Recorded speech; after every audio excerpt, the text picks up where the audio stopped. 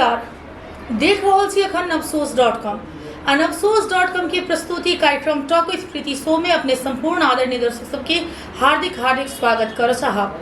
कार्यक्रम में हम सब समसामयिक विषय वस्तु पर बातचीत करके प्रयास करते आबि रहल छी आ बहुत अतिथि सब संग अपने सबके साक्षात्कार सेहो करेनौ। एखन स्थानीय निकाय के चुनाव भकर संपन्न भेलैया तो अखन के स्थानीय निकाय के प्रतिनिधि सब की सब कह रहल छथि, हुनकर सबके गतिविधि आबऽ वाला योजना सबके विषय में हम सब बातचीत करब। तो आजुक दिन हम सब पहुंचल छी लक्ष्मीनिया गांवपालिका वड़ा नंबर 6 के वड़ा अध्यक्ष के कार्यालय में। आज के दिन में हमरा सबके बीच में छथि लक्ष्मीनिया गांवपालिका वड़ा नंबर 6 के वड़ा अध्यक्ष महावीर शाह जी। तो बेसी समय नहीं लेत आउ हुनका स्वागत करे छी। बहुत बहुत स्वागत है सर कार्यक्रम में। की सब भ रहल छै अखन? अखन तो योजना के बारे में संपूर्ण विषय भ रहल छै, सब में देल जाए जनतामुखी विकास। जनतामुखी विकास की योजना में छी अखन की सब योजना सब लाबि रहल छी जनता सबके लेल जैसे जनता लाभान्वित भ सके? सबसे पहले यह शिक्षा की कमी है। हमारे पूरे वार्ड नंबर 6 में स्कूल न है, सब स्कूल की व्यवस्था, स्वास्थ्य की निर्माण भेलिए चालू नहीं भेल, चालू करके बात कृषि के बाद बात स्वास्थ्य, शिक्षा, कृषि आ बाटघाट ई चारिटा प्राथमिकता में रख अपने काज कर रहल छी। लक्ष्मीनिया गांवपालिका में एक बेर कहबी तो बहुत बड़का एक युद्ध छलै ई चुनाव में। जनता के मत परिणाम से कतेक संतुष्ट छी एहि बेर? जनता के मत परिणाम हिसाब से देखल जाए तो जनता एकदम अपनी होश पुरा के मतदान के लिए पार्टी के हिसाब से नहीं, जो जनता के पक्ष में काम करती है आदमी के चुन के जनता को आदमी के पक्ष में काज करे वाला अपने सब जहन जनता के बीच में घर दिलो करे ले जाय छलिए, केहन प्रकार के समस्या सब सुनऽ के लेल भेटी छल? जनता के बीच में वोट मांगे के अवस्था में तो जनता बहुत किस्म के अपेक्षा रखले है, बहुत किस्म के गुनासो सुन करते रहिए। केहन प्रकार के गुनासो सब होई छल? गुनासो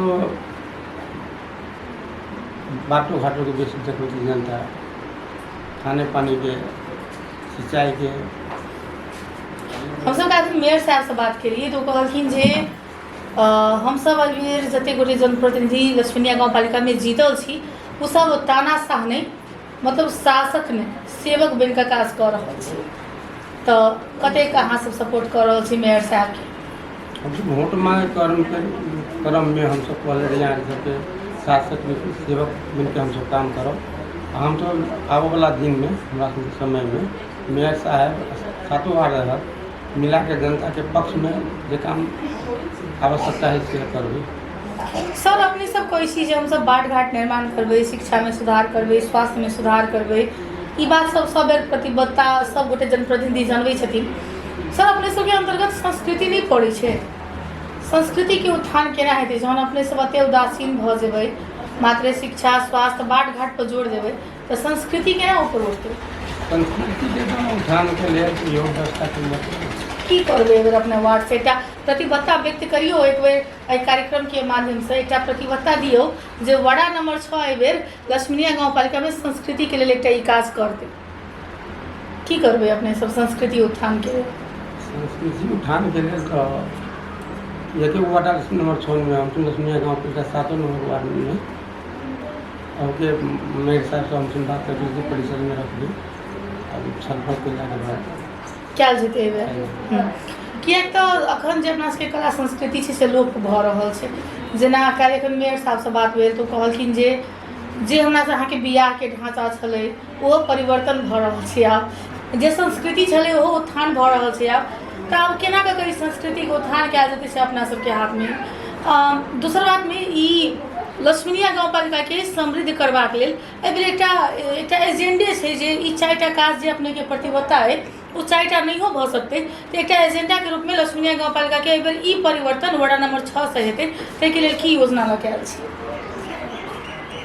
वड़ा नंबर 6 से परिवर्तन तो हम सब पहले ही कहली कि वार्ड में हमारा सबके वार्ड में एक रंग के परिवर्तन के सोच बना के हम लड़े। अपने मेयर साहब कहले है कि अपना अपना वार्ड में जो भी काम होते 7 वार्ड में ही ढंग से परिवर्तन करते जाएंगे। मेरे साथ ये सोच बनी है। तो मेरे हिसाब के सोचे में कदम में कदम मिला के आगे बढ़े पीछे तो सब कुछ विचार एक नाश के मिला के कारण सब कुछ मिला के करोगे और बढ़िया विकास होते। अखन के जे राजनीतिक गतिविधि सब छै ओकरा कोन तरह से देख रहल छी? हमरा आगे देश के राजनीतिक उथल पुथल जे छै ओकरा कोन रूप से देख रहल छी? राजनीतिक उथल पुथल जे नेपाल में है तो गतिविधि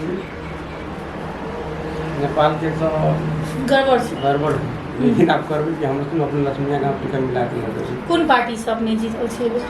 हमने कब नेकपा एमाले के मधेश में बहुत उपेक्षा झेलऽ पड़ल छै। जे एमाले बनी एकटा मधेश विरोधी पार्टी छै, मधेश के जनता के लेल नहीं सोचि रहल छै। एहि बेर देखी छियै लक्ष्मीया गाँव पालिका में एमाले के बहुमत छै ने? तो की करते एमाले एहन मधेसी जनता के लेल जैसे जनता विश्वस्त हेतै जे एमाले के सरकार हमरा सबके लेल ई चीज सब कऽ रहल है। ये मान लीजिए आदमी मधेसी सबको सोच है कि ये माले मधेसी विरोधी है, लेकिन ये माले पार्टी मधेसी विरोधी नहीं है। हमारा के सभी प्रधानमंत्री KP ओली रहे तो कहले रहे समृद्ध नेपाल हमसे बना के चलो समृद्ध नेपाल सुखी नेपाल एहिमे कतहु मधेश के छाँटल नहीं गेल। सब नेपाली सब नेपाल जनता के संबोधन कऽ कऽ KP ओली जी आगाँ बढ़ि रहल छथिन। वएह प्रतिबद्धता पर अपने सब आगाँ बढ़ि रहल छियै। संगे अपना सब बाट घाट शिक्षा स्वास्थ्य और कृषि के प्राथमिकता में दऽ रहल छी। संगे संस्कृति के लेल सेहो आवाज उठेबै। तर मेयर बड़ा अध्यक्ष जी हमर सबके एकटा आग्रह जे अपने सब सांस्कृतिक क्षेत्र पर सेहो ध्यान दियौ, कियाकि संस्कृति एखन विलुप्त होबऽ के अवस्था में छै। अंत में जते गोटे अपने सबके देख रहल छथि की कहऽ चाहबै हुनका सबके? एकटा अपने वार्ड नंबर 6 के बड़ा अध्यक्ष छियै, ताहि हैसियत से की जनता सबके एकटा सलाह सुझाव देबऽ चाहबै? जनता सब जे हमरा सबके विश्वास करके मत दऽ के जिता के हमरा सबके जिम्मेवारी देने है, जनता के जिम्मेवारी हम सब पालन करबै। जनता के पक्ष में जे काम सब है से सब पूरा करबै। ये कह सकै छी। बहुत बहुत धन्यवाद सर। अतेक सेवाग्रही सब अपने सबके वार्ड में बैसल छै, तकर बावजूदो अपने समय देलिए, एहिके लेल बहुत बहुत धन्यवाद आभार। बेस त आजुक कार्यक्रम टॉक विथ प्रीति शो में हम सब वार्ड नंबर 6 के वड़ा अध्यक्ष महावीर शाह जी से बातचीत केलहुँ जे लक्ष्मीया गाँव पालिका के वार्ड नंबर 6 से एहि बेर जीत कर वड़ा संचालन कर रहल छै। हम सेवाग्राही सबके बहुत भीड़ छल, ताहि हम सब हिनकर विशेष समय नहीं लेबऽ सकलहुँ। मुदा बहुत महत्वपूर्ण बात सब आयल जे ई सब एहि बेर शिक्षा स्वास्थ्य कृषि आ बाट घाट 4टा के प्राथमिकता में लऽ आगाँ बढ़ि रहल छै आ संस्कृति के उत्थान करबाक हिनकर सबके एकटा सामूहिक उद्देश्य छै। हम सब आश करब जे हिनकर सबके ई सामूहिक उद्देश्य प्राप्त होय आ वास्तव में ई सब ओहिके लेल आवाज उठबैत। बेस तक दोसर दिन दोसर अतिथि के संग हम कार्यक्रम में उपस्थित हेबेटा करब। ताहि के लेल कैमरामैन पारस मणि के संग हम प्रीति झा के सेहो जेबाक आज्ञा दिअ। देखैत रहू कार्यक्रम टॉक विथ प्रीति शो। ताहि के लेल हमरा जेबाक आज्ञा दिअ। नमस्कार, धन्यवाद।